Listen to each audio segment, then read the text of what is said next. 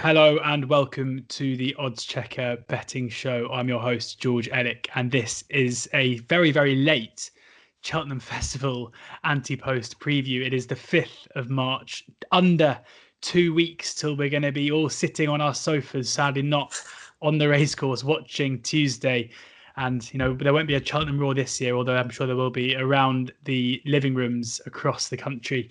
Joining me today are two expert guests, two veterans of the Oddschecker betting show. First, Ed Quigley.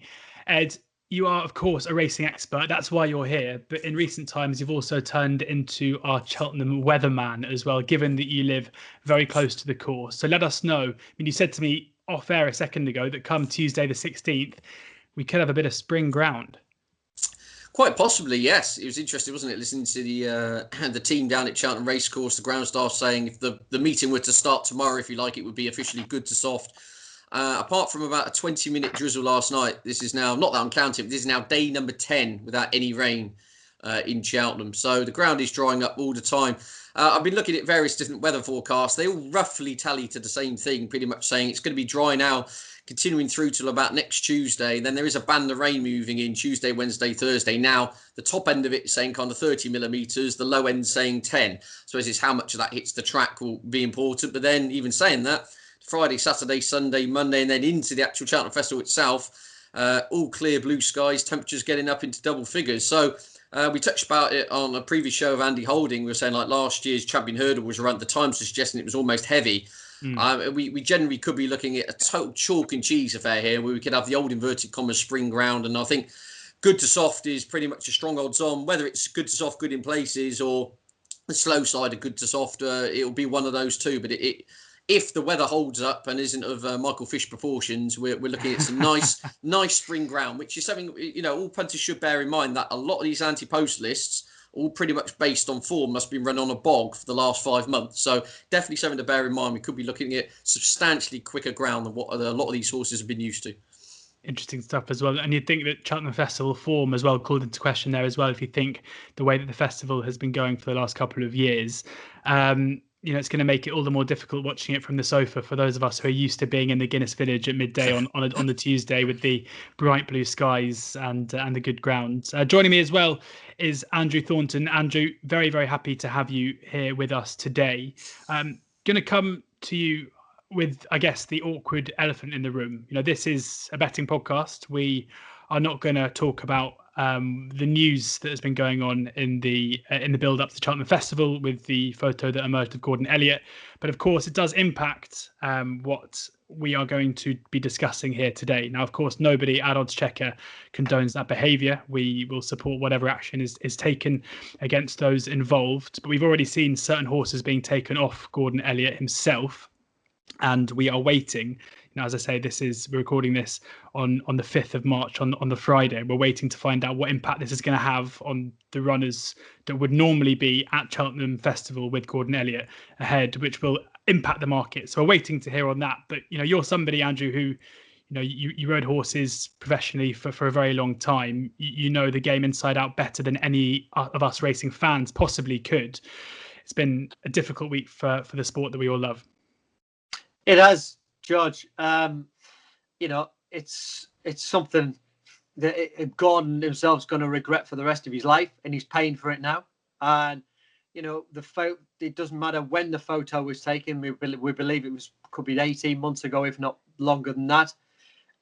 You know, the care that's taken with his horses in the yard, we've always been told it's second to none. He's got all the best facilities. He's got everything else that goes with it. But one severe misjudgment on his part, stupidity beyond belief, you know, is taken as you see it. And sadly, a lot of other people get tarred with the same brush, which I can assure everybody out there that is not the case. I believe it's something he's done stupidly.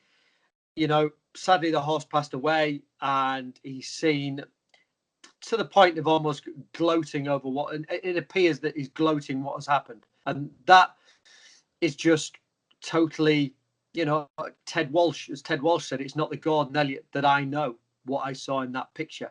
And that, you know, I don't know Gordon that well, and you've got to take what Ted said as the truth. And as I believe it is something that is just it's been an aberration, and he's gonna pay for it big time, and he has done already, as what we've seen with the horses taken away. So we just need clearing up ASAP. Yeah, of course. Gigginstown saying they'll be standing by Gordon Elliott and keeping the horses with him for the time being. Of course, that may change depending on the hearing in the next couple of weeks. So apologies if any of this is out of date in terms of prices, because fairly obvious that if a fair few of Gordon Elliott's runners were unable to race at the festival, then these markets will change pretty quickly. But let's get into the racing itself then and get into the previews. The way this is going to work is we are going to go through the 4 feature races of the week. So we're going to kick off with the Champion Hurdle, into the Champion Chase, then the Stayers, followed by the Gold Cup.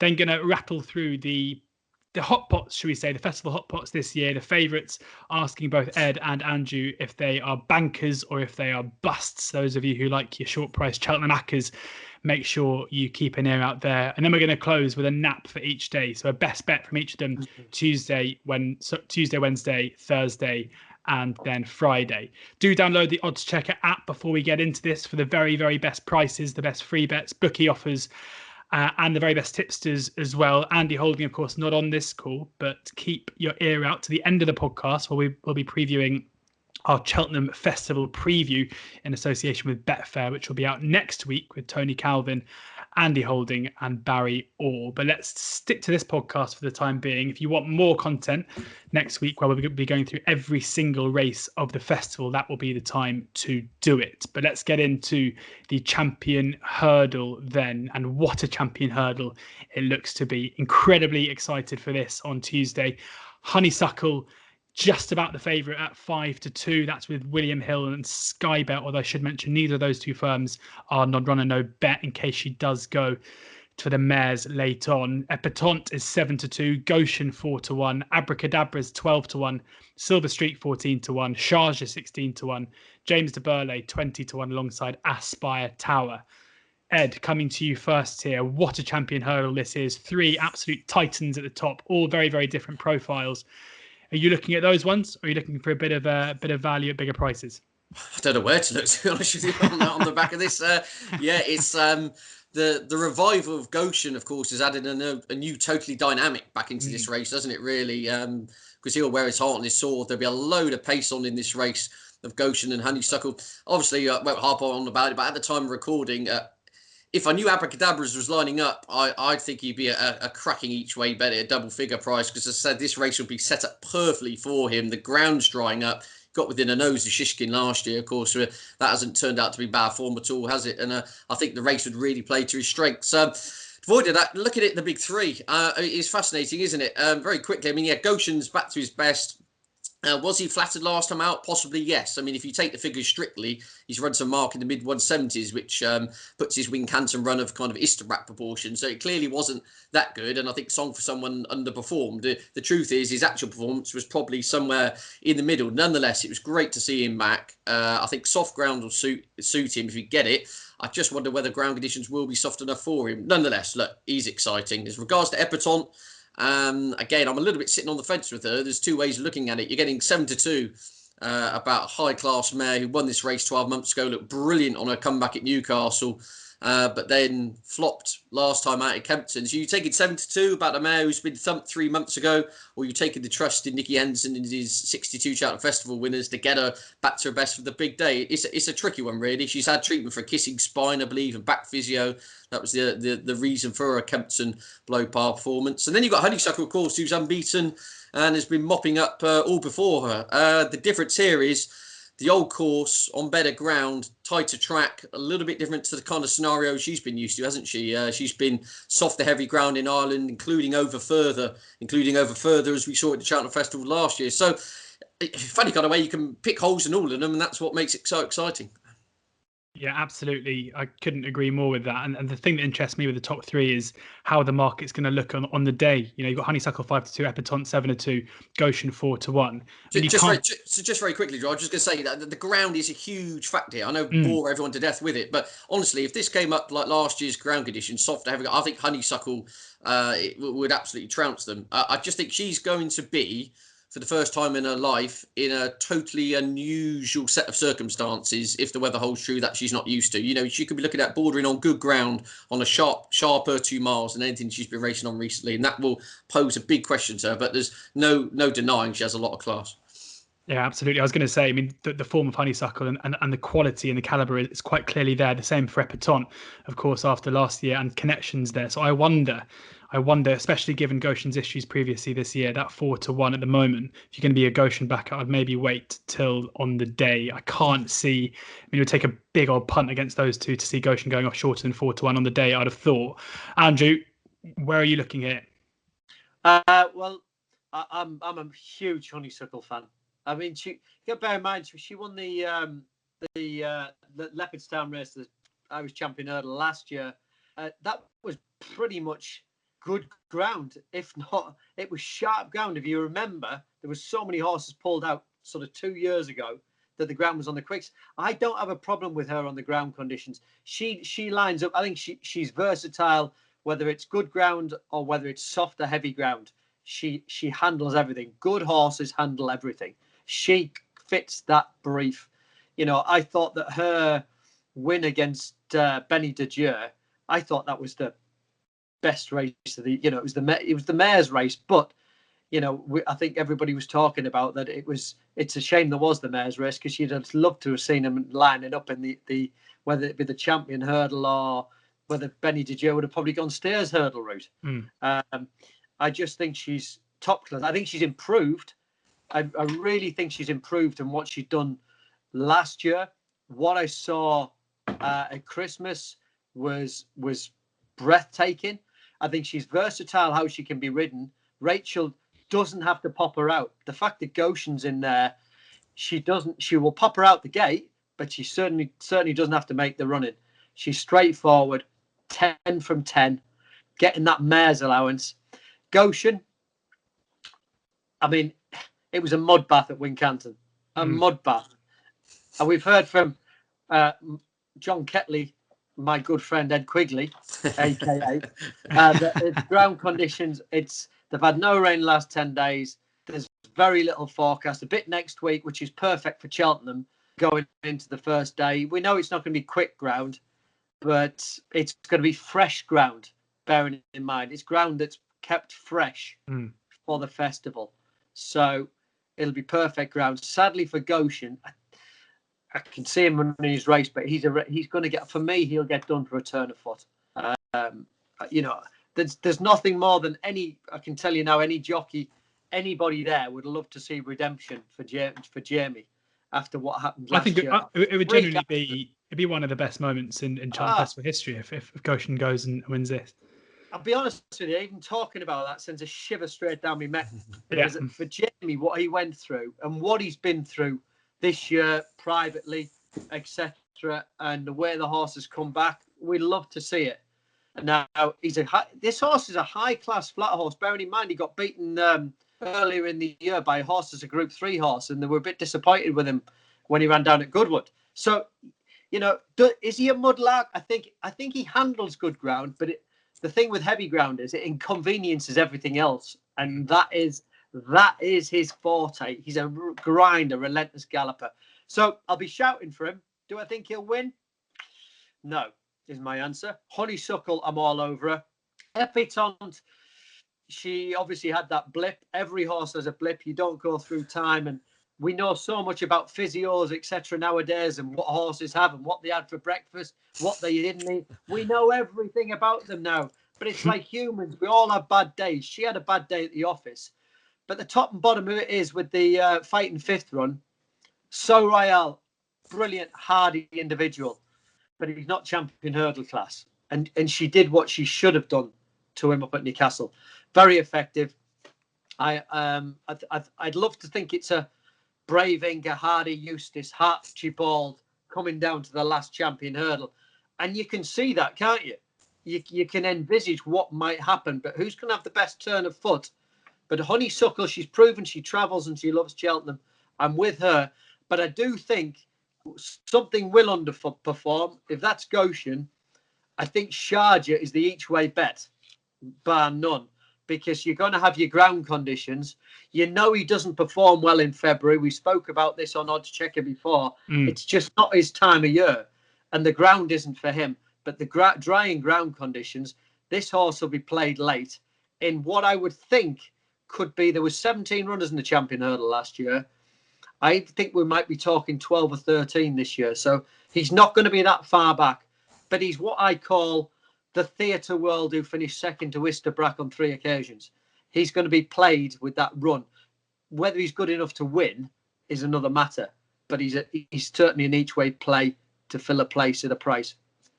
Interesting stuff there, and especially because a lot of the coverage surrounding this race will focus on those top 3, but positive words there for Sharjah from Andrew and for Abracadabras from Ed. Before we move on, a couple of things. Now, Andrew, you just said there, questioning, is Goshen a mudlark? I take you back to the 7th of June 2019, Brighton Racecourse, a 0 to 70. Goshen off 64 on good ground, wins by 12 lengths off a mark of 64. Absolutely unbelievable. So who's saying he can't go and win a champion hurdle on good ground, good spring ground as well? Surely that form. Can I just get in? When's the last horse to win off 64 when you went up to win a champion? Hopefully the listeners and the viewers can see the tongue in my cheek as I say that. And then with Honeysuckle as well. Interestingly, we went to go at oddschecker, went to go and interview Fergal O'Brien, went to go visit his yard at Cheltenham last week, and one of the questions that I asked him in the interview was if you could pick any horse from another yard and steal it and move it over to your stables ahead of the Cheltenham Festival, who would you pick? And he said Honeysuckle. He's absolutely smitten with her, and said if he could pick anyone, it would be her. So do go and check out that interview with Fergal O'Brien. If you go to our YouTube channel, the oddschecker YouTube channel, and look out for A Day in the Life Fergal O'Brien, you can see there he talks about his Cheltenham runners too, in Imperial, Alcazar, who's favourite for the Pertemps, Alaphilippe, who goes well, should go well in the Albert Bartlett, and Dulcita, of course, who finished second behind Concertista last year in the Mares Novice, goes for the Mares, having moved over to Fergal's from Willie Mullen. So plenty of content there. Do go and check out that video when you get a second. Great man Fergal is. Beautiful sausage rolls there in the morning, although didn't have any of his famous cake, which was a bit of a shame. I was looking forward to it all week, but maybe next time. He did invite us back, which is very kind. On then to the champion chase on the Wednesday, and Chacun pour soi is the 10 to 11 favourite. Altior 7 to 1, Nuba Negra 8 to 1, Politolog 10 to 1. Put the kettle on, who was an Ante-Post pick for Andy Holding, 12 to 1, 14 to 1 First Flow, So Royale 12 to 1. Andrew, stick with you here. I mean, we're going to do the bankers or busts later on, but we may as well get this one done and dusted here. Chacun pour soi 10 to 11 goes in, or one to swerve? I'm going to swerve him. I'm going to swerve him. I just think he's been the races you got taken on in Ireland. You're trying to get some of these short ones beat.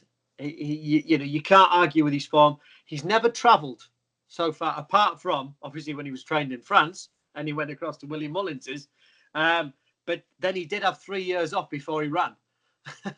So he had time to get over that experience. How is he going to travel for an older horse? We don't know.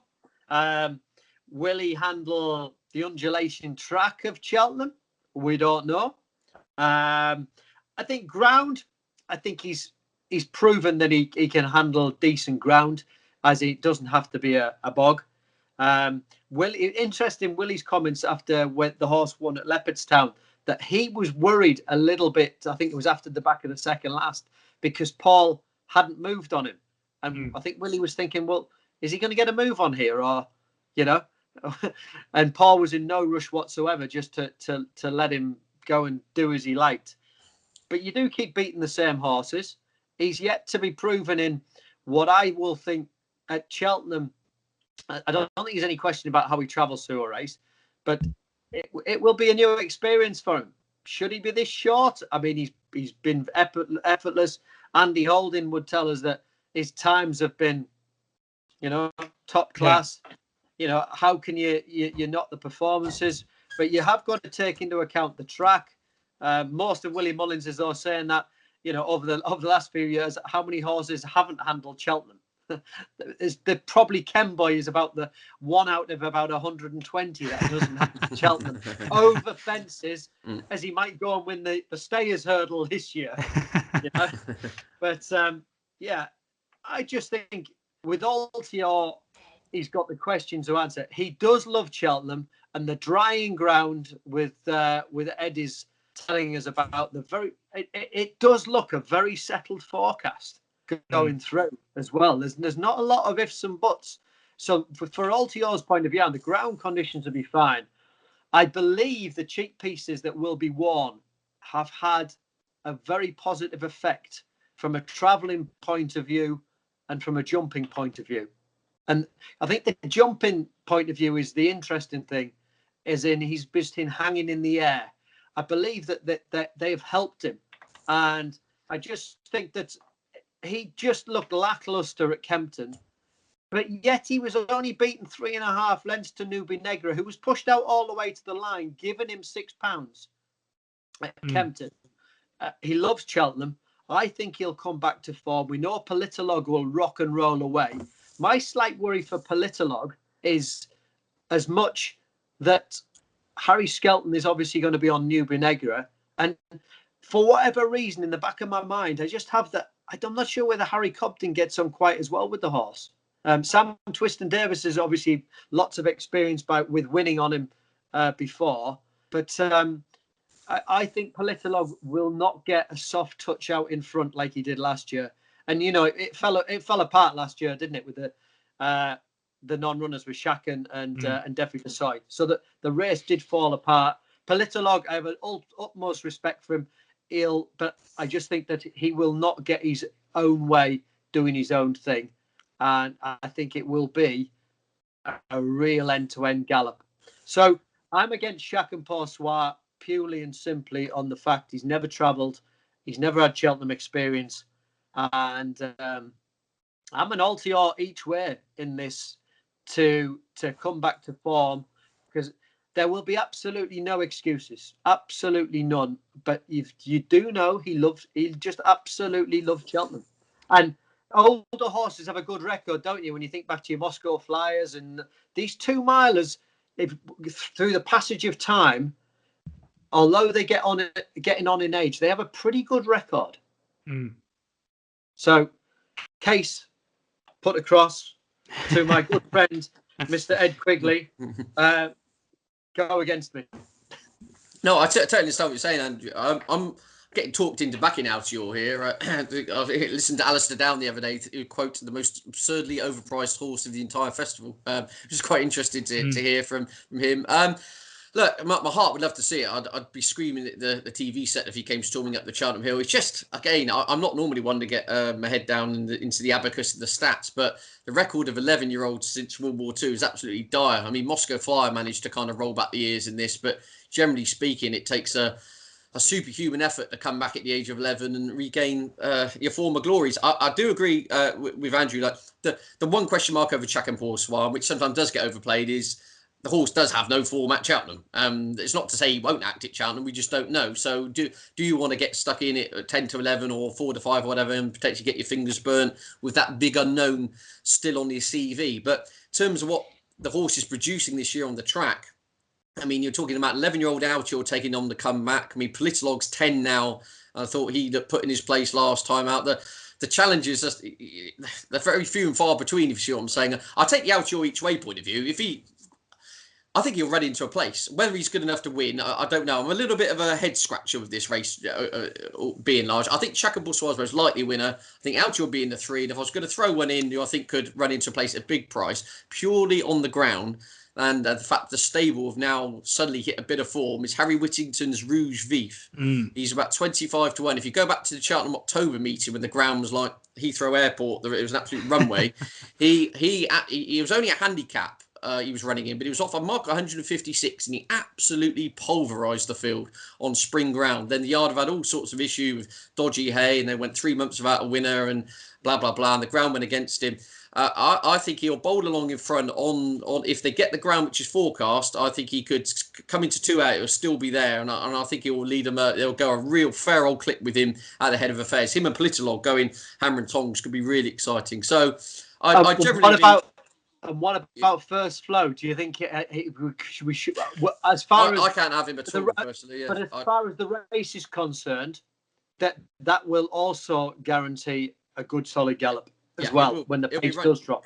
Yeah, it'll be running a mad old clip. Just with first flow, I mean, I remember when he ran in the Supreme and he was diving right-handed at every obstacle. There's a little bit of a coincidence here. All his best form is coming on right-handed tracks. Kid Bailey's always thought he wants very deep ground. I mean, David Bass's quotes were soft ground's not heavy enough for him. So his form looks very good. And obviously, if this was at Ascot, you could argue he'd be joint favourite or very close, second favourite. However, this is not Ascot. This is going to be Cheltenham on good to soft ground, left-handed on quicker ground. There's going to be lots of other horses hassling for the pace. Not for me, first flow, personally. I just don't think this race is his. I think his peak was last time out. I'm going Chacun Pour Soi to beat Altior with Rouge Vif as third. There we go. There's the tricast.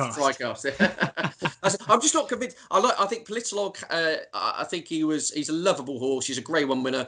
He was obviously slightly flattered last year. Definitely Desoy went off 2 to 5, ran abysmally. Chacun Pour Soi was pulled out lame on the morning. Altior was pulled out 48 hours beforehand. I think the race kind of fell into his lap a little bit.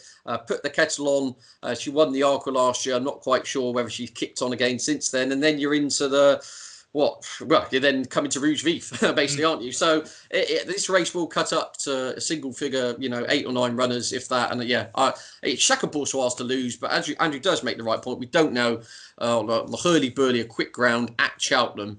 That's the kind of unknown for him. But what he's actually doing on a racetrack this year, you kind of hoping he falters, I think, in order for others to cash in. So, it's look, nonetheless, just from a racing perspective, I think this will be absolutely brilliant to watch. With First Flow, Politolog and Rouge Vif, those three going at it ahead of affairs, it should make up for an absolutely thrilling spectacle.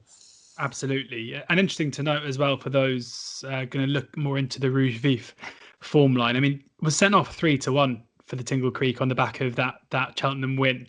And basically travelled well throughout the race, made a bit of a mistake 2 out, but didn't really lose much in defeat there. I guess it's the rain, it hammered it down, if you remember, the night before the Tingle Creek as well. And I think connections were and ahhing about whether to pull him out on the day. And I think Harry Whittington's line was like, well, we've come this far now and it is a Grade 1, let's roll the dice. And again, coming to 2 out, he was there or thereabout. I think he's very ground dependent. And as I said, for the first time, it feels like since the days of medieval court jesters, we might actually get some good ground to race on. And I think that was going back to my point at the start of the show, that could start, and a lot of these favourites coming into Cheltenham Festival are priced up on soft, slowly run, softer, heavy ground form, which doesn't mean to say they won't translate it, but what it also means are there are horses lurking further down in, like almost a little bit forgotten, that do have some back class on what you would inverted commas call spring ground. So, don't be afraid to trawl through the form book, and there are a few lurkers, shall we say, at bigger prices. Absolutely, and finished third last year in the Arkle as well. So some Cheltenham Festival form, again on soft ground, not the ideal. Going for Rouge Vif there. And interestingly, Andrew, I think you must have a line straight into Spreadex in your front room, because they have pushed out to even money Chacun Pour Soi as we've been talking. 4 to 6 with Bet365 and Bet Victor, even money with Spreadex. That is why it's important you use the oddschecker app. Fools if you take the 4 to 6 available when there is even money there too. Andrew, we'll come back to you for the stayers, where Thyme Hill and Paisley Park, they have won apiece in their recent battles against each other, and the market cannot split them at 130. Cider Burley is 8 to 1, a strong one for Andy, holding Ante-Post as well. Roxana there at 12 to 1, but we expect her to go for the mares. Flooring Porter is 14 to 1. Champ 16 to 1. We doubt will be showing up here, given that remarkable run over 2 miles a couple of weeks ago, surely set for a Gold Cup tilt. Lisnagar Oscar 16 to 1. So it's a messy market at the moment, because a couple in there at the top end won't be turning up, but all being well, we should have a pretty good match at the top. Yeah, we should do. It's, we look at, we were thinking last year, if you have Paisley Park, he's just going to turn up. and she's blown out the water by Lisnagar Oscar, and you're thinking, where has that come from? Mm-hmm. And obviously, you know, they've had the battles this year. Paisley Park, he's got over his little, you know, heart murmur, which he had at the Cheltenham Festival last year, and they've sorted that out. It's obviously be a slight concern going back into this year's Cheltenham Festival. As I said, do horses remember that sort of thing? Do they associate with going back to a place where they had a problem last time? There's always that to note, but you know, he put that behind him by coming out, and it was a taking turn of foot. If he hadn't got hampered at Ascot when Tyne Hill got collared, you know, Richard Johnson was absolutely devastated, and he was the only voice you could hear in on the TV coming past the winning post was him screaming. But if you saw what happened to Paisley Park turning in, he'd have thought he nearly nicked one. And because the horse probably lost momentum, grew out 3 lengths, he'd have absolutely hosed up. So it's interesting that they are as tight as they are at the top. We know that obviously Tyne Hill, with the form of last year, you know, he got tightened up on the rail and he finished 4th at in the Albert Bartlett with Monkfish and what have you. So I think it's set up for a very good race, and I don't think it's just a 2-horse race, because I think you've got to throw the likes of Flooring Porter, and don't forget the most consistent horse in training, the Storyteller, who's, you know, he won a Brown Advisory over 2.5 back in 2018. He's been second in a Pertemps. He is what I would call, he is the most consistent horse in training, whether it's hurdles, fences, and he doesn't really get, I don't think, the recognition he deserves. And if he happened to line up in this, I tell you one thing, any horse that's up against him will know they've had a race. I think this is a lot tighter than the market is suggesting, from the perspective. I think that it's more the hype of Paisley Park and Tyne Hill, which obviously takes them to the top. But I do think the Irish horses will certainly have a say. And with Lisnagar Oscar giving, I think he ran a blinder up at Haydock on ground that probably wasn't ideal, and that horse coming back. And you've got to remember, with the trainers down the west side, they get the best of the weather as soon as it comes, and they get the worst of the weather when the winter comes along. So regarding your trainers down that neck of the woods, it's been good down there for the last 3 weeks. Rebecca Curtis's horses are in pretty good nick on the whole. So I certainly wouldn't rule out last year's winner either. I think it's muddling regarding, you know, what do I think will win? I think I'd play against the top 2. Flooring Porter, I really liked the performance last time out, beating the Storyteller. I think he's improving. He's been quite busy, but he's certainly a horse that is improving with experience. Very, very straightforward how the horse can be ridden. If there's no gallop on, he'll pop out handy. If there's a gallop on, he'll get a lead. So I'm going to play a big each way shot, and a Flooring Porter is where I'd be looking. But I think it is a very open race. Easier to side with a horse that's never travelled at 14-1 than at odds on with Chac and Poussoir, isn't it, as well? For those listening saying, excuse me, Andrew, no, but then 14-1, you can take that risk, can't you? I guess. Ed, over to you then. We got the top 2, or you can, like Andrew, side with taking one of those on with something at a bigger price. Yeah, it's a tricky one, isn't it? I'd echo a lot of what Andrew's saying there. Obviously, the unknown factor of Storyteller, the Gordon Elliott horses, including the side of Burley being another key player in this, given his Cheltenham Festival record, he would have to come into the equation as well. But with those unknowns, it's a bit tricky. Out of the top 2, in answer to kind of your first point, I'd be slightly with Tyne Hill, just because he's the younger, the fresher legs. And as Andrew says, like, Paisley Park, it's very different types of horses, aren't they? Tyne Hill's a horse who he travels like a 2.5 to 2 mile, in the sense that he goes around on the bridle, tries to win it by kind of pace, in an eye-catching manner, if you see what I'm saying, and then toughs it out in the closing stages. Paisley Park is the type of horse reminiscent of Ingoldsdriva, comes off the bridle 3 from home, the kitchen sink goes into every race, and they're just 2 totally different types of horses. 2 things here. I just worry with horses like Paisley Park that there's only so many times you can keep going back to the well in the manner in which they run, and eventually they just say they've had enough. And I just wonder, at the end of the day, Father Time does catch up with every horse, and I mean, crikey, he's favourite to win the race. There's every chance he could still be as good as he was, but I just think after last year's run and the heart murmurs and everything, whether he can get back to his real best, I'm not quite sure. And I'd be tempted to be Time Hill. I think Richard Johnson will try and play an even more of a waiting game. I'm not talking Archibald proportions here, but I think they'll look to try and pounce rather than the closing stages, rather than try and get drawn into a battle, because there's that huge long run, isn't there? Was there only 2 flights of hurdles in the last 7 furlongs? In the Stayers hurdle, I don't think he'd want to get into a battle too far out. I think he'll be covered up, and they'll try and play him a bit later.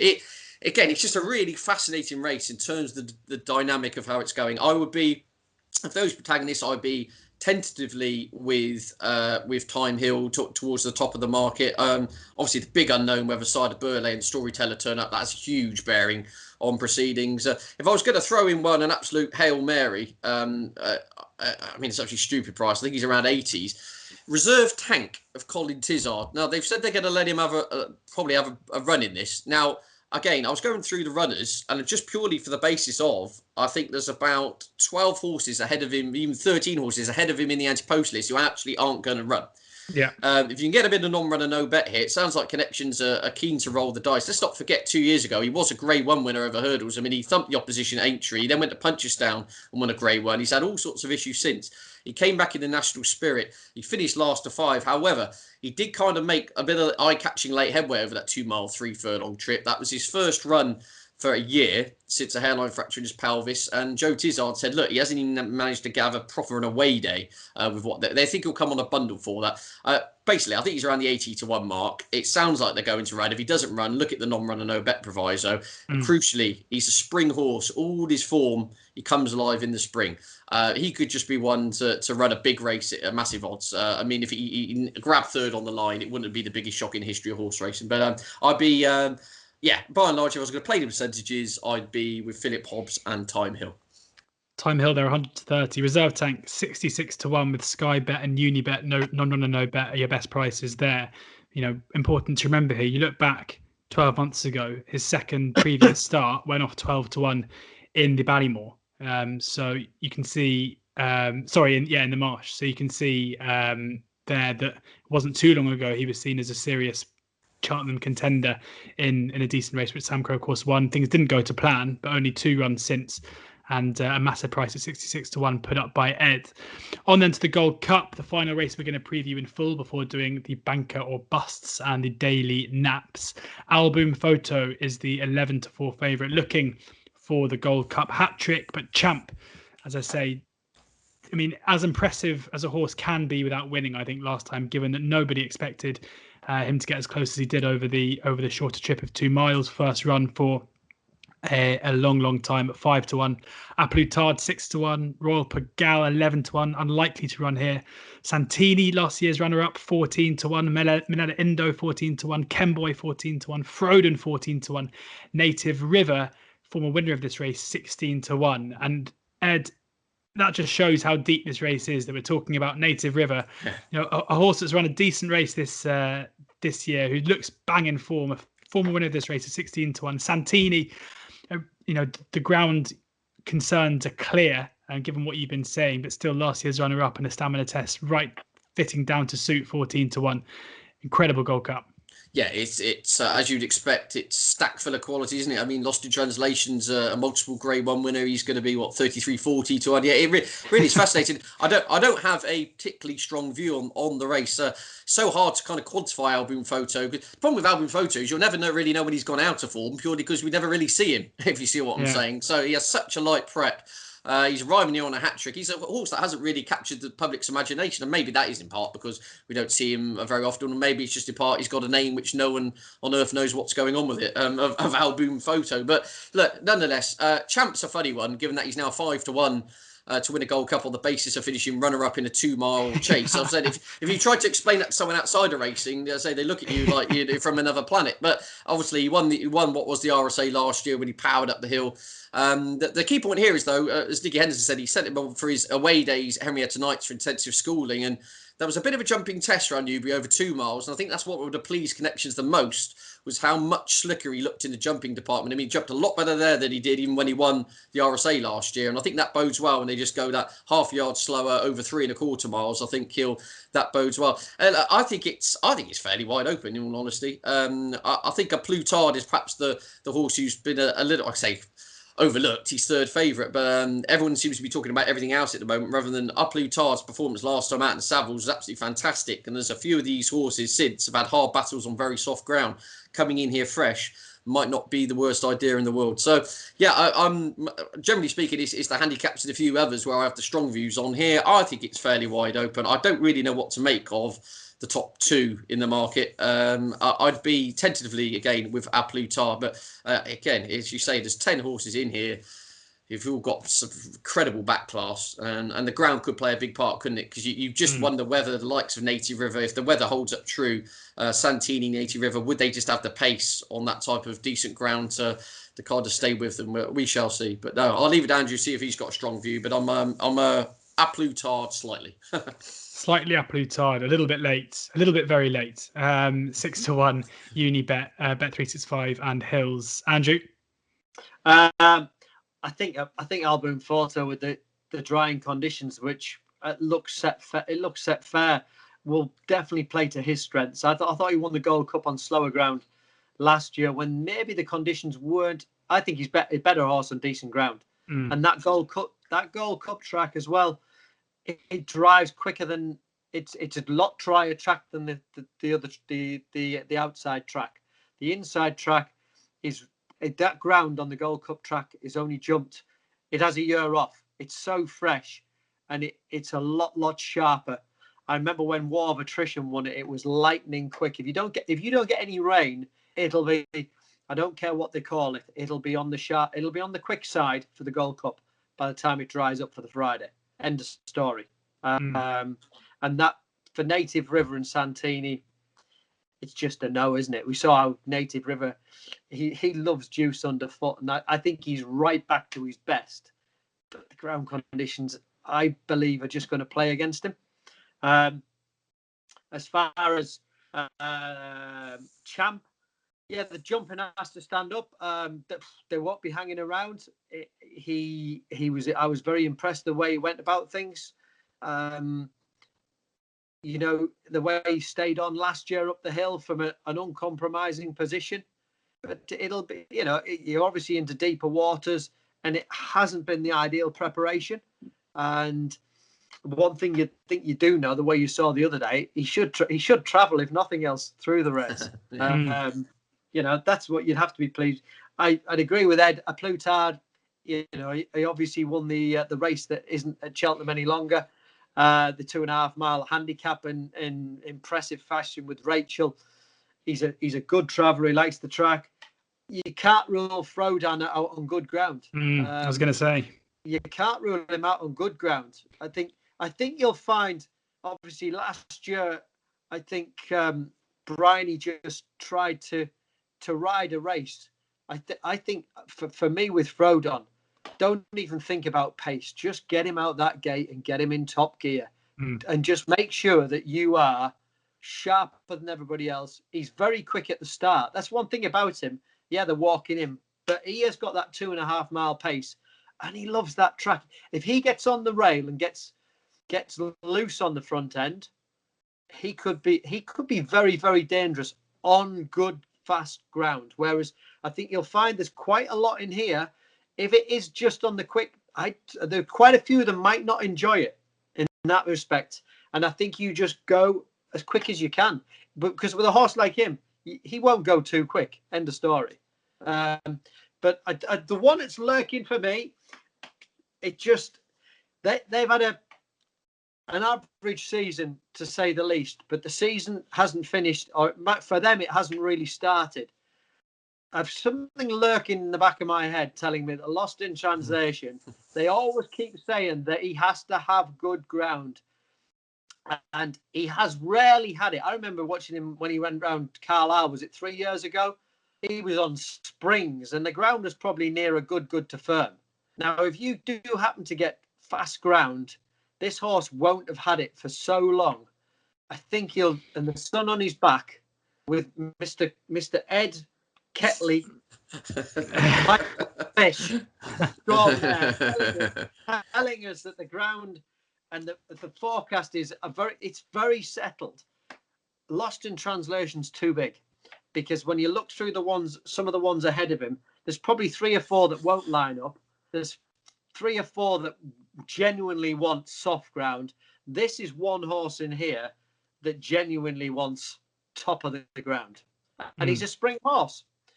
He's genuinely a spring horse. So I'm in a very, very forgiving nature this morning. And, it just feels sun on his back.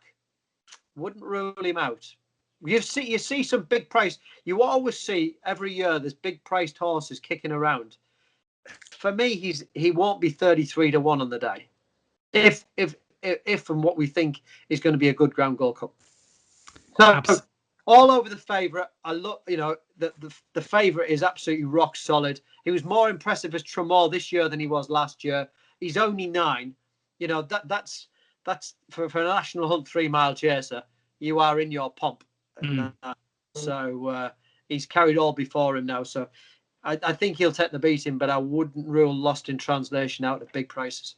I can sympathise with Lost in Translation as well, because I don't know about you, but last week when the sun came out and I was on my daily walks, I felt myself had a bit of a spring in my step as well. So I can see where that comes from Lost in Translation. And also yards go. They've been out of form, but we see a lot of yards in form coming into Cheltenham, and all of a sudden it goes quiet 2 weeks before. Another trainer, Philip Hobbs's horses have just clicked, and he will be going into Cheltenham. He hasn't got any what I'd say do good chances, but it wouldn't surprise me if I've got something a little bit later on we'll talk about. I think is a good each way price. Interesting stuff. And interesting what you said about Frodon as well, not worrying about the pace. One of my favourite stats about Frodon. Since the Windop back in 2018, Frodon has won 7 races, and the 2 1/4 length victory on Boxing Day in the King George over Waiting Patiently was the biggest winning margin. It says a lot about that horse indeed. We're going to move on now then from the race previews and look at some of the festival hot pots, the ones that I'm sure we plastered around about the big accas that are going to cost the bookies millions. We'll see what the guys think about these ones, but we'll start with the Supreme. It is Appreciate It currently best price 7 to 4. For the sake of the length of this podcast, I'm going to try and limit your guys' answers to quick banker or bust, and then quickly tell me why. Ed, start with you. Appreciate It. Bust. Be done for a turn of foot. I think Ballyadam smashes him up on ground, which would be a lot quicker. And I think there's a lot quicker horses in here, and I think he could just be exposed. Don't forget, Fernie Hollow went past him like he was stood still in the bumper last year. Willie Mullins himself said he thought he could end up being an Albert Bartlett type at the start of the season. He's ended up here on default of being a very good Grade 1 winner on very deep ground. I think ground is key, and I think he'll be exposed. Bust. Appreciate It. Andrew? Bust. Likes of Soaring Glory, who's a traveller. Métier, I think, is very, very interesting. It's going to be good to soft on the first day. It ain't going to be soft, but Métier is unlike a lot of horses in this sphere coming from the flat. Good to soft flat jump ground is slower than that. I don't think he's just a mudlark in that respect. He's a very good traveller with a turn of foot. And there is others in here. Appreciate It. With Ed, bust for me. 2 busts. Onto the Arkle. Shishkin, even money best price at the moment. Seems a bit harsh to call Shishkin a banker, given I think Energumene has a lot of people as being the banker of the week anyway. But Shishkin, even money. Andrew, you first. Banker. I just think Energumene's, when you look through his times of his races over 2 mile 1, there it's on deep ground and has been beating the same horses, whereas Shishkin, gosh, Supreme winner, travels. I think he's the real deal, as in I think he'll travel through the race. He's very, very straightforward. His last half of the race, exhilarating at Doncaster and Kempton. Exhilarating. I just think he'll have too many gears. Good stuff. banker there, Shishkin for Andrew. Ed? Shishkin wins unless I've been looking at last year's weather forecast by accident and we end up with heavy ground. On very tested ground, I think Energumene come into it and he's got form over a lot further on soft ground. But I think Shishkin, let's not forget, look back at last year's Supreme. The ground was probably too soft for him, at least according to Nicky Henderson. He nearly got brought down and he still got up and showed his class to win. Yeah, I think he jumps around and he wins. So what you're saying is Energumene should be sent not to the Marsh, but to the RSA, which is the race I backed him for 3 months ago. Funny enough, I think on the new course, because there's a chance that they might end up having to water the new course if the conditions continue like this. And I think the more stamina laden new course over 2.5 would probably suit Energumene a little bit more. It's just my view. I think on good ground over 2 miles, I think Shishkin wins. Double banker Shishkin. Concertista then, last year's Mares Novice winner in the Mares 5-4 best price. Ed? I'm going to go bust. I think she's the best mare in the lineup. Again, it's very limited data, but the 2 times she's run on ground officially quicker than soft, she's been beaten both times. Not to say she didn't run badly on both those occasions. She did run well. But if you watch the way she won that race last year, she's got fair old knee action on her, this mare. I'd just be worried that on ground a lot quicker than she's used to. And I think there's horses in here that could easily beat her. Roxana's a very good mare. We saw she only finished, a length behind the likes of Paisley Park and Time Hill, going back to the Ascot run back in December. If she lines up, she's not out of it. I think Dame de Compagnie, of course, Nicky Henderson, she's going to run. She won the Coral Cup last year. So there's some decent sorts in here. I just think I'm being boring, but ground is key. I would take her on just on the basis of the ground. So bust there, Concertista. Andrew? Bust as well. Yeah, Roxana, right? Arm in arm. Roxana, I think she's just improved, and I like the way Harry Skelton, his riding has improved so much. His patience, as much as anything, he's exuding confidence. You know, one thing's guaranteed: he's never going to lose his job. From a jockey's perspective, I can tell you one thing. It's great when you've got everybody having your back. So, but you can see in his riding, though, it's, and this is a mare that is just thriving on confidence. And he will be glued to Consista's tail, because I think he knows he'll have the boot. Yeah, so Concertista, double bust for the guys. Then on to, we've got 3 more of these. Royal Pagal is next up in the National Hunt Chase for Venetia Williams. Andrew? Bust. I think I believe that I'm looking through his form. I don't think he's seen a hill in his life. Hampton, Haydock, all the tracks, and before that running around Artois. I'd be very interested to see how he goes through here, because the jumping has been very sketchy in the early part of some of the races, and the ground conditions, couldn't be soft enough. So I believe if he goes for the National Hunt Chase, it's the right race, but I'd be very concerned about the conditions underfoot. There we go, bust, Royal Pagal. Ed, your chuckle makes me think you're going to be bust too. Yeah, I thought myself and Andrew were actually disagreeing on everything here, but yeah, massive bust. I think, especially if Galvin doesn't line up, he's going to go off around even money for the National Hunt Chase. All his forms on flat tracks, in deep ground. Admittedly, he's absolutely wiped the floor of his rivals, but there were races, I think he beat 136 rated rival, 132 rated rival, 140 rated rival, something in that ballpark. Totally different ball game here. Just on price grounds, really, he could even go off odds on. It'll be a bust. Bust there, Royal Pagal. 2-1 at the moment, though. So yeah, but if Galvin doesn't run, yeah, of course, this race is going to cut up immensely. He's going to be a very, very short price horse on the day in the National Hunt Chase. Brown Advisory Novice Chase. Sorry, I shouldn't have said RSA earlier. Monkfish is 8-11, the shortest price horse at the moment at the Cheltenham Festival. Ed, can you pick a hole in Monkfish's chances here? No, really. In a word, I think he's rock solid. What I would say is I don't think he'll win as impressively as everyone's making out. Everyone's kind of given every preview night I listen to, he's going to jump around, win 15 lengths, and he should be running in a Gold Cup. I think it never quite works out like that, and I do think like Colin Tizard's horse, a big breakaway. I think the Tizard Yard have had a bit of an upturn in form. I think he'll run a good race. I think there's a couple of others in here who'll run good races, but essentially he just looks like a horse who gets the job done, doesn't he? And he jumps absolutely superbly, which is obviously what you need to win this race, and I think he'll win. So that's a banker there for Ed Monkfish. Andrew?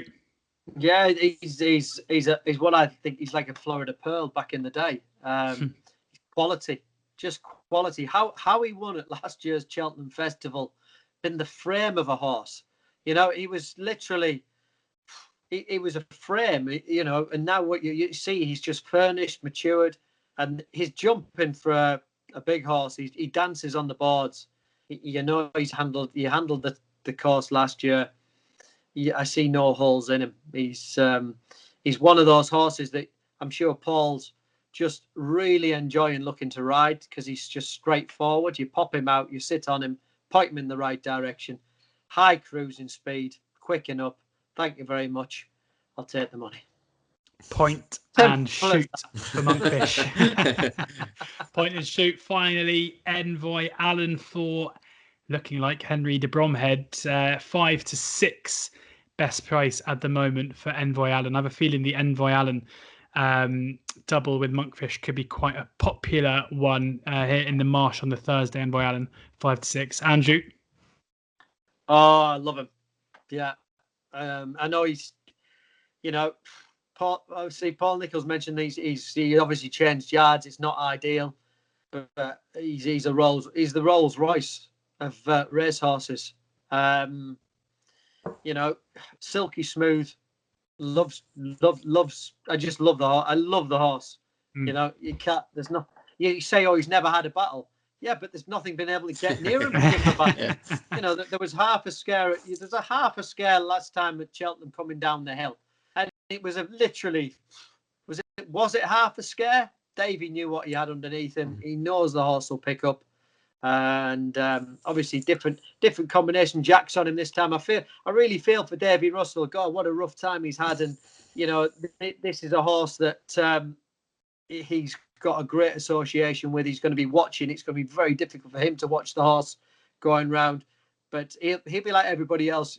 You like to see these kind of horses coming through, and you're always looking ahead of what they might produce, but they've always talked him up as a Gold Cup horse. He is the perfect specimen. Banker. The perfect specimen, from one perfect specimen to another, Ed. I'll send you that check later. Splinters on my backside here. No. Go against me. I'll go against you. Oh, all right. Put it this way. Again, I think he's the most likely winner, but I just worry about him from a punting perspective. I do, just to play devil's advocate, I just wonder whether he could be undercooked for this.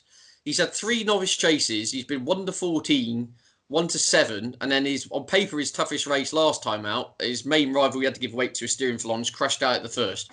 I just think there's going to be a lot of pace on here. Shamblu's going to go along like the clappers. I think Chantry House has come back to form. The late stable switch. If you'd asked me a month ago, I would have said he's an all-in job. I don't know what it is. I'm suddenly getting the jitters about him in the 11th hour. But, a bit like the theatre actor forgetting his lines. I don't know. I'll go against him just to liven things up. I just something's telling me that I'd just like to have seen him add one more bit of match practice at a higher level. We know his hurdling form was fantastic, and that win into Ballymore, as Andrew says, it was a matter of strides. You thought, well, hang on a minute, there's trouble here. He ate up the ground in absolutely no time. It was fantastic. Just over fences, he's not had to prove anything yet, but at the same time, he hasn't proven anything yet. And you're taking odds on about him doing it in a Grey Winter Festival. I'm a little bit torn, I've got to be honest, but just for the sake of the show, I'll take him on. Ed's taking on Envoy Allen, brave man, 5-6. That is the end of the banker or bus part of this podcast and video. Now it's time for the daily naps. Again, we're going to have to keep it short, keep it sweet. But Ed, come to you first. What's your nap for Tuesday? Bally Adam to win the Supreme Novice Hurdle. You can give us a bit of a chat, otherwise, or is it just simple as that? Well, it was 12 lengths behind Appreciate It at Christmas. Obviously, when the Elliott team had all the issues, the horses and mucuses in their lungs, he got the gap down to 4 lengths on very tested ground last time out at Leopardstown, and he missed the last hurdle. He landed on all 4s. He's a strong traveller. If you want a bit of spiel, the best insight you can get is from Jamie Codd, not from myself. He rode Ballyadam in both his bumper starts. He was beating it 1-4 in heavy ground on his debut. He then went, I think it was to Downpatrick on good ground and absolutely won doing handstands. And purportedly he got off and he said the difference in the horse on heavy compared to good was like absolute chalk and cheese. And I just think this is a real strong traveller. He's naturally the quicker horse than Appreciate It. And I'm just harping on about it again. I think on decent ground, it's not going to be no worse than good to soft. I think he'll do him for turn of foot. Ballyadam for the sprint. Ballyadam 7-1 pretty much across the board. Andrew? Well, look, I'm going to take Ed on, but you can couple them together. Metier, two to take, 7 to, couple them together. 7-1 on the pair. To take on Appreciate It. So Metier, in the fact that, he won a Tolworth hurdle by, dial your distance. Yes, it was very, very testing ground. He's a 90 rated horse on the flat. He's got natural speed, which will carry him into a race, and very fluent at his hurdling as well. And I think he's hardy as well. I don't think he genuinely has to have it up unraceable ground, but he's just a horse that's caught the imagination, and he's a hardened horse who I think triple will be fine, and he gets a bit further, but he doesn't need 2.5. Like, I worry that Appreciate It on good ground will want that a bit further. So Metier for me. Metier for Andrew, 7-1 with Hills, although they are not non-run no bet, 6-1 kind of general price there. On to Wednesday then. Andrew, stick with you. What's your Wednesday nap? Wednesday nap is going to be Bob Ollinger. I'm going to take on Galliard de Mesnil in the Ballymore. I've just liked the likability factor. Galliard de Mesnil, obviously, he's a very strong traveller in his races. He has the hood on for a reason. There's going to be no excuse saying, will the crowd get to him at the festival? Because I'm lucky that I'm going to be at the festival for 5 Live. So I'll give you a cheer. But I don't think it'll upset Galliard de Mesnil. But I do like Bob Ollinger, the way he's gone through the races. Brave Man's Game is obviously in that race. He's been very, very slick with his hurdling, and he's been talked in the same breath as the likes of Denman. But I just worry if there were drying conditions, how he would cope with it. So I'm with Bob Ollinger in the Ballymore. Bob Ollinger in the Ballymore, 130 is best price currently, with Boyle Sports as short as 5-2 elsewhere, and a sea of blue on oddschecker. Ed, Wednesday nap? I'm going to the Grand Annual in the handicap. Horse Philip Hobbs is called Zanza, who was absolutely hacked up at Newbury on his penultimate start. Was last seen at Cheltenham in the decent handicap won by Sky Pirate. Of course, all the talk was about Sky Pirate in the aftermath. People seem to be forgetting this horse was absolutely cantering all over the field at the time of his departure, 3 out. Listening to Philip Hobbs, it's almost a little bit like they come straight here to protect his mark. They still think there's more scope off a mark of 145. Should get ground come in his favour. He's progressive. He's only 7. I was going through the Grand Annual last night at 1 a.m, as exciting as my life is. And there's a lot of old favourites, but the handicapper knows where he is with them, or the handicapper knows where they are with them, shall I say. Zanza, I'm not quite sure whether they got to the bottom of him. I know there's been a lot of money for Zanza in recent days. I think he's in around the 10-1 mark now, but I can understand the confidence, shall we say. On decent ground, Hobbs' team hitting a bit of form. Zanza, Richard Johnson on in the Grand Annual. Zanza 12-1 with Sky Bet and Unibet, both non-run no bet. Unibet are not actually for the race, just Sky Bet. Hills also that price 2 for Zanza. On then to Thursday, Ed's Pertemps, was it? Yeah, Champagne Platinum in the Pertemps final. Nicky Henderson gets it off 139. How should we say, was patiently ridden at Haydock last time out in order to qualify for this contest. Got himself into the top 6. It's been crying out for 3 miles, good ground. Those famous colours of JP McManus. We all have a handicap plot with them. He's got nice racing weight. Yeah, I think he's absolutely rock solid. I'd be very disappointed if he jumps around and is not finishing in the places, Champagne Platinum. I even think each way now at round 8 is still very, very solid. You're not getting any 8, 7-1 best price. That's with William Hill. But 5 places you are getting. Taking on Imperial Alcazar for Fergal O'Brien. As I mentioned, do go and check out the day in the life of Fergal O'Brien on the oddschecker YouTube page. We talk about Imperial Alcazar and his chances in full. Also some interesting points from Fergal about the Irish handicappers and how in this race in particular, it's pretty hard to get the measure of them. So maybe a word of caution for Champagne Platinum and Imperial Alcazar, but do go back and watch the video. Fascinating stuff. Fergal is a great man. And I think it's quite a good video. Andrew, over to you for the Thursday. Yeah, I'm going to go in the foot war in Kim Muir. Well, obviously no amateurs on the board, but these ABBA for Philip Hobbs. I mentioned his yard, and you mentioned they're just clicking. This horse won at Sandown, won well, likes to be popped out handy. Richard Johnson been on board. I think it'll be a bonus because he's got a good record on the horse. Horse finished 5th in the race last year, runs off the same mark, will be up there at the top of the weights. I think about a 14-1 chance, 16-1 chance. I think, a lot of firms will be paying first 5. I think that is a good each way angle into it's an open handicap. But again, I go back to yard in form and coming into the race and has got form around the track. Dace, ABBA, 16-1 with Unibet, but no NRNB, but 14-1 pretty much general elsewhere there for Andrew. Then last day, we're finished already. Ed, Friday. Yeah, the Irish won't hear of defeat in the Triumph, but I think Tritonic looks the real deal. And with a dry forecast, he's got serious gears, this horse. He was rated 99 on the flat, 2 from 2 over hurdles. Annington has a great record in this race. But I'm gonna be greedy enough too here because he's a favourite. No one wants to hear that. I'm going to throw one in the county hurdle for Paul Nicholls and potentially Harry Cobden called Time White, who absolutely tanked through the Betfair hurdle. I think he actually touched favourite in running coming to 3 out. He went out like a light. Nicholls has said there's a little issue they've sorted, and they also think he'll stripping much fitter for that outing. On spring ground, I think he's a huge price. He's such a strong traveller. He'll come there, into the home straight going as well as anything. And if he's improved the kind of 10% for fitness, as Nicholls alludes, he will on the back of last time out's effort. I think he's a major each way player for the yard, which have won this a couple of times before. Yeah, I was on. And no, I was on for the Betfair hurdle and jumping the last. The each way money was secure, and it was just whether or not we won or not, and we ended up finishing 25 lengths back in 8th or something. He did tire. You do wonder whether there's an underlying issue, but you also trust the great man Paul Nicholls. Absolutely. When he says it was fitness. You take that on trust. He's a big player, and he's been dropped £1 for that, which I think is interesting. Off 140. So Tritonic and Time White on the Friday. Time White 33-1. Tritonic best price now 5-2. Joint favouritism with Zana here. Andrew, take us out here. This is the last one. What is the nap on Friday? A nap on Friday. He's a left field one for you. I love a hunter chase.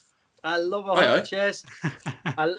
was all over Hazel Hill when he won a couple of years ago. I was at Alnwick when Red Indian won up there and trained by Kelly Morgan.